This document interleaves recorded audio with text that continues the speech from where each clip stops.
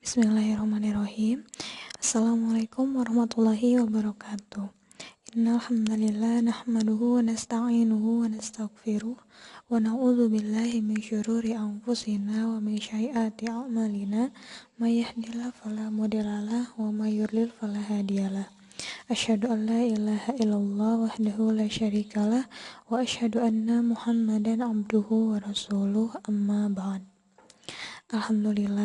Alhamdulillahirrabbilalamin. Segala puji bagi Allah yang tiada hentinya hingga saat ini memberikan kita kesempatan, memberikan kita segala macam nikmat yang sangat patut kita syukuri. Salah satunya adalah nikmat sehat dan juga nikmat untuk dapat mendapatkan kesempatan menuntut ilmu, untuk belajar, untuk tetap berjuang dalam mencari ilmu. Semoga dalam bentuk mensyukuri nikmat yang telah kita dapatkan ini, kita bisa menjalankan pembelajaran ini dengan semangat, bisa melaksanakan pembelajaran ini dengan maksimal, sehingga kesempatan yang telah Allah berikan ini tidak sia-sia. Alhamdulillah, pada hari ini kita bisa bertemu lagi, bisa melanjutkan pembelajaran kita lagi dari pekan sebelumnya. Nah, pada hari ini insya Allah kita akan melanjutkan pembelajaran kita mengenai literasi non-fiksi dari melanjutkan pembahasan minggu kemarin. Ustazah harap kalian selama pembelajaran ini bisa fokus, bisa semangat, bisa serius agar materi yang Ustazah sampaikan bisa sampai kepada kalian secara menyeluruh dan bisa kalian pahami secara keseluruhan. Sebelum pembelajaran dimulai, Ustazah ingin kalian untuk menyiapkan buku paket pelajaran bahasa Indonesia terlebih dahulu agar nanti ketika Ustazah menjelaskan, ketika Ustazah membahas materi kita hari ini, kalian bisa sambil membaca agar ketika ada yang kurang dipahami, kalian bisa membaca terlebih dahulu dalam buku. Kalau masih belum kalian pahami, bisa kalian tanyakan nanti pada sesi diskusi. Nah, pada hari ini kita akan membahas mengenai hubungan unsur-unsur dari buku non-fiksi. Nah, sebelumnya kan di pertemuan kemarin kalian sudah mempelajari mengenai unsur-unsur apa saja yang ada di dalam buku fiksi. Lalu kalian juga mempelajari mengenai cara merangkum atau membuat peta pikiran dari isi buku non-fiksi itu seperti apa. Nah, sekarang kita akan lanjutkan dengan materi hubungan antara unsur-unsur dalam buku non-fiksi. Nah, sehingga setelah pembelajaran hari ini, Ustazah harap kalian memiliki kemampuan untuk menelaah hubungan antara unsur-unsur dalam buku non-fiksi yang nanti kalian telah baca. Nah, maka dari itu, dari materi kita hari ini, kita akan membahas mengenai hubungan unsur dalam buku non-fiksi. Tapi sebelum itu, Ustazah ingin mengulang beberapa materi yang telah kita pelajari kemarin, khususnya pada materi merangkum dan membuat peta pikiran dalam buku non-fiksi. Nah, pada bagian apersepsi ini, Ustazah akan menyampaikan atau melengkapi pengetahuan kalian mengenai langkah-langkah agar dapat merangkum isi buku non-fiksi dan juga langkah-langkah untuk membuat peta pikiran. Nanti Ustazah akan tunjukkan juga contoh dari peta pikiran yang berisikan buku non-fiksi itu seperti apa. Baik, sekarang kita akan mulai pada materi merangkum isi buku non-fiksi, yaitu materi yang kita pelajari kemarin. Nah, kemarin kita sudah membahas bahwa merangkum isi buku non-fiksi, kita menyampaikan kembali gagasan utama yang tersebar dalam beberapa bab dalam buku non-fiksi tersebut yang disatukan ke dalam satu karangan ringkas. Nah, jadi dalam kegiatan merangkum itu kita menyampaikan gagasan utama yang ada pada tiap bab dalam buku non-fiksi yang disusun dalam satu karangan ringkas yang biasanya hanya dalam satu halaman.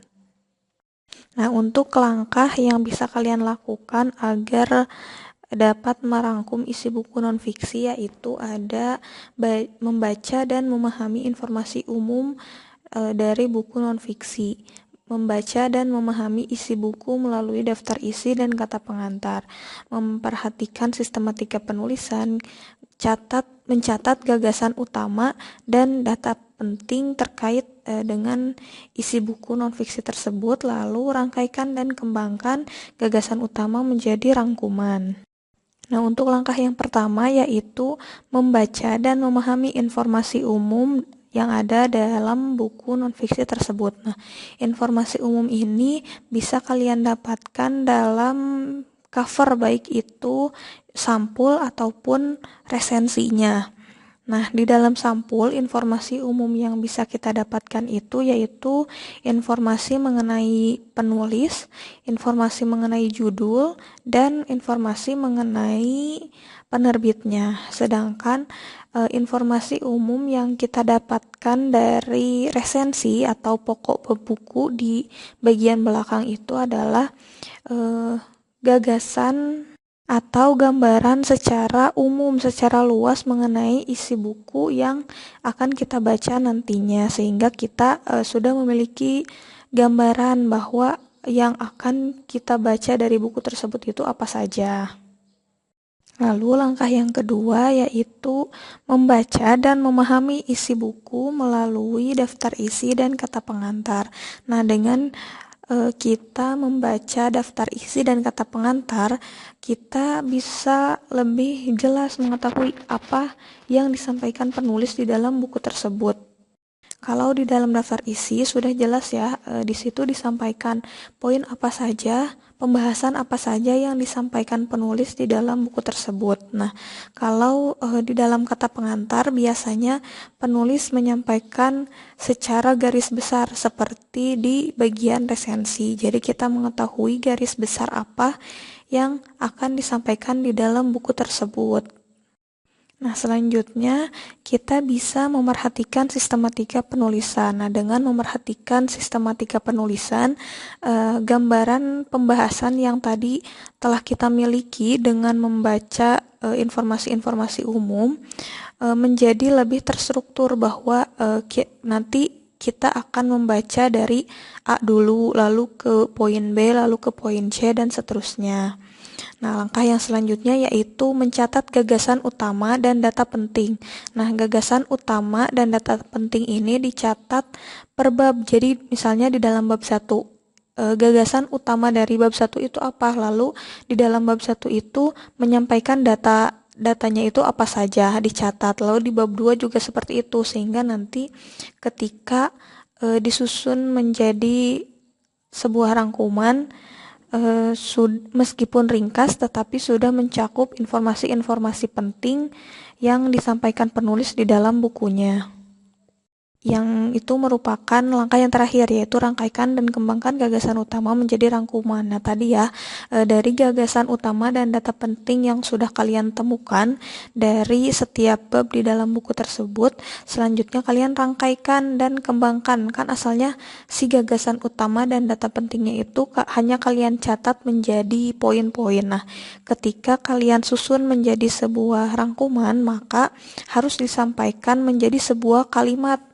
Jadi gagasan utama dan data penting itu disatukan menjadi sebuah kalimat agar menjadi kesatuan yang nyambung dan bisa dipahami oleh si pembaca ketika membahas satu kalimat itu berisi rangkuman dari bab 1 yang telah kalian rangkum.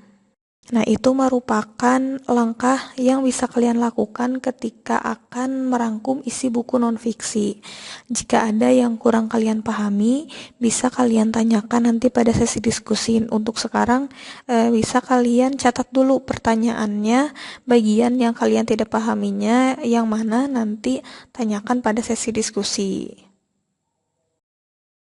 Nah, yang selanjutnya mengenai membuat peta pikiran dari isi buku non-fiksi. Nah, kemarin peta pikiran itu dijelaskan bahwa sama saja seperti ikhtisar dan rangkuman.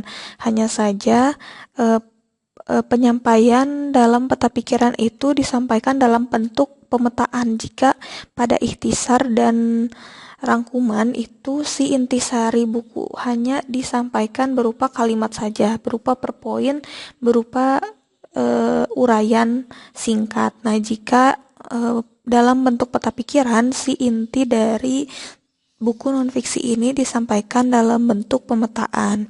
Adapun langkah-langkah yang bisa kalian lakukan dalam menyusun peta pikiran, dalam membuat peta pikiran berdasarkan isi dari buku nonfiksi, ada beberapa langkah, yaitu yang pertama, kalian bisa menuliskan dulu judul dari buku nonfiksi yang kalian baca itu di tengah halaman. Selanjutnya, kalian bisa membuat cabang utama tentang topik. Nah, biasanya cabang utama tentang topik ini dari bab 1. Misalnya cabang utama yang pertama mengenai bab 1, cabang utama yang kedua mengenai bab 2. Nah, setelah kalian membagi cabang-cabang utama tersebut, tambahkan subcabang pada tiap cabang utama. Nah, subcabang ini merupakan merupakan subbab dari tiap bab. Misalnya pada cabang utama bab 1 membahas mengenai menelaah unsur pada buku nonfiksi. Nah, subbabnya itu bahwa unsur dari buku nonfiksi itu apa saja. Ada sampul, ada pokok bab dalam buku, ada sistematika, dan lain sebagainya. Terus di bab 2, misalnya di bab 2 cabang utamanya itu kebahasaan pada buku nonfiksi. Nah, terus di ditambahkan subcabangnya berupa subbab, misalnya ada bahasa yang jelas, bahasa yang baku, dan lain sebagainya. Nah, setelah kalian menambahkan bab atau subcabang pada tiap cabangnya, pada tiap cabang utamanya, selanjutnya kalian beri kata kunci. Nah, isi dari tiap subbabnya itu merupakan pokok atau kata kunci yang dibahas dalam setiap cabang subcabangnya. Nah, setelah kalian memberikan kata kunci pada setiap subcabangnya, selanjutnya tambahkan garis penghubung. Dari judul utama buku, kalian berikan garis penghubung pada cabang utama. Misalnya garis penghubungnya itu berwarna biru. Nah, ketika kalian ingin menghubungkan dari cabang utama ke subcabang, diusahakan garisnya itu harus berbeda agar kita bisa membedakan manakah yang merupakan cabang utama dan manakah yang merupakan subcabang. Bisa dipahami tidak untuk langkah membuat peta pikiran? Nah, supaya lebih bisa dipahami, Ustazah akan berikan contohnya ya. Nah, ini merupakan contoh dari peta pikiran ya.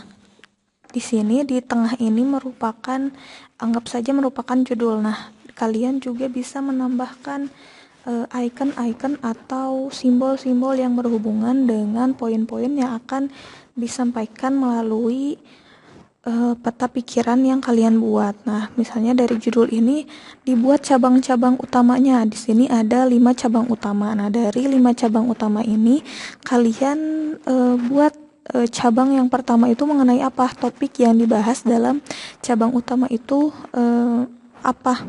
Misalnya di sini cabang utama yang pertama struktur, yang kedua style, lines, use, dan paper. Nah, di sini dalam setiap cabang ini kalian tentukan topiknya apa, lalu dibedakan antar topiknya itu, dibedakan garis penghubungnya.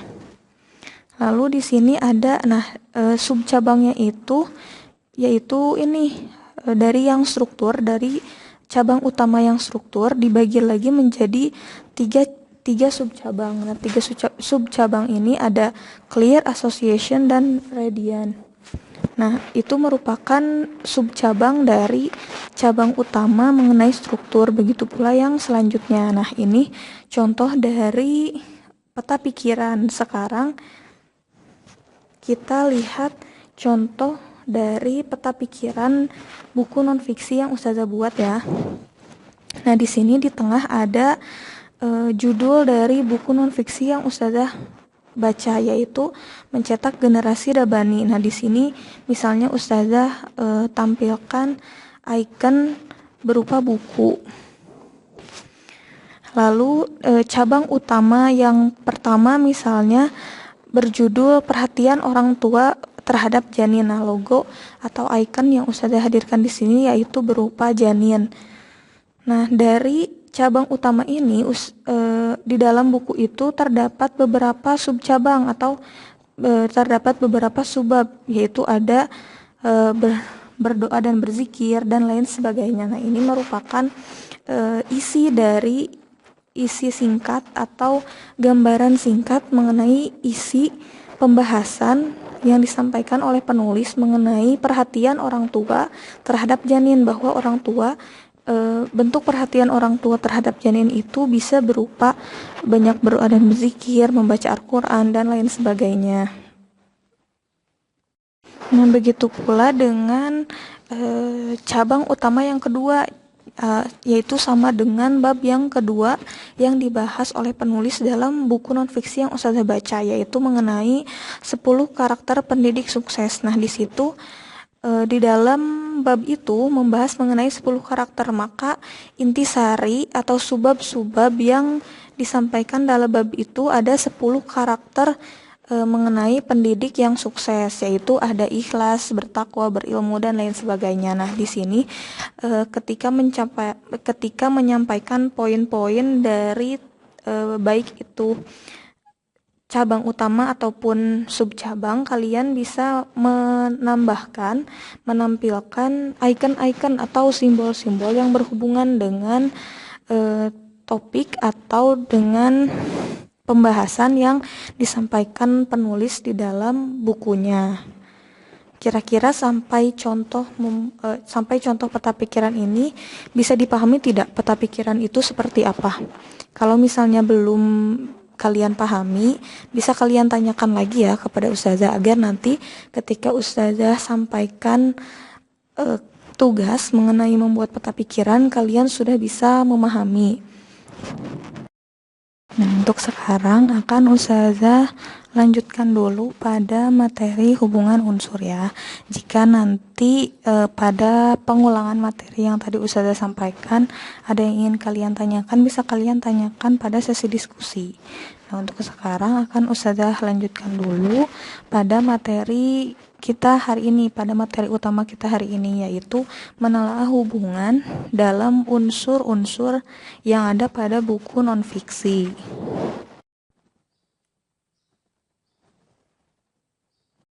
Nah, hubungan antar unsur dalam buku non-fiksi ini bisa dilihat dari rangkaian antar bab yang dijabarkan dalam subbab dan paragraf yang harus mengacu pada topik yang dibahas dalam buku non-fiksi tersebut. Nah, jadi dalam menelaah hubungan unsur dalam buku non-fiksi bisa kalian lihat dari penyusunan atau penyampaian tiap babnya, tiap subbabnya, dan paragraf-paragraf yang disampaikan oleh penulis dalam buku non-fiksi yang kalian baca tersebut. Nah, untuk menelaah hubungan antar babnya, kalian bisa melihat misalnya bab 1 membahas mengenai perhatian orang tua terhadap janin. Lalu bab 2-nya membahas mengenai 10 karakter pendidik sukses. Nah, menurut kalian itu ada hubungannya atau tidak?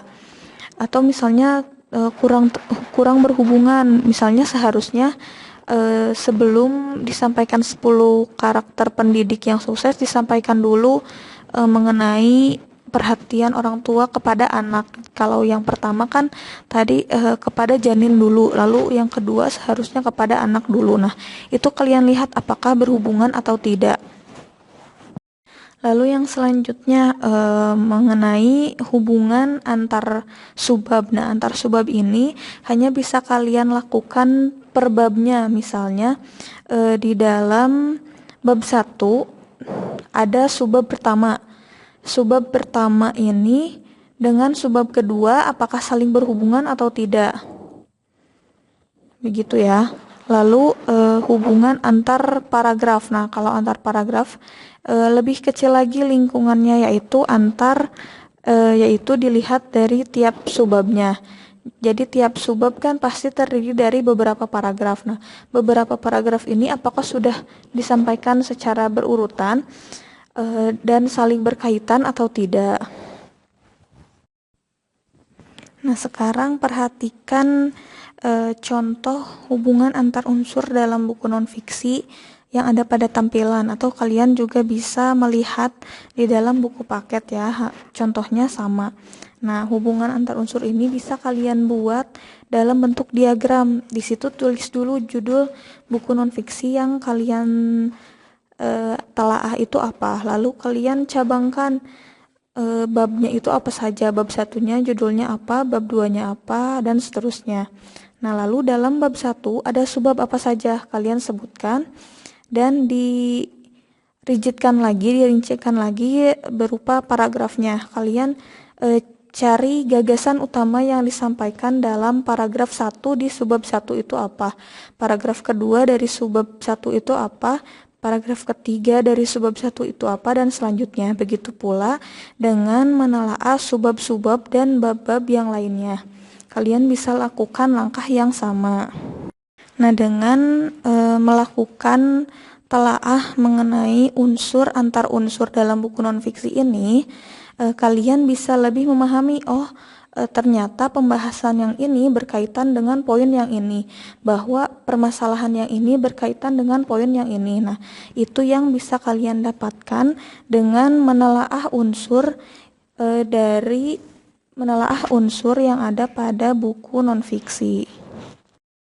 Nah, itu merupakan materi dari pembelajaran kita hari ini, yaitu mengenai hubungan antar unsur dari buku nonfiksi. Nah, selain itu tadi kita juga mempelajari bagaimana langkah-langkah yang bisa dilakukan ketika merangkum isi dari buku nonfiksi dan juga langkah-langkah membuat peta pikiran dari isi buku nonfiksi.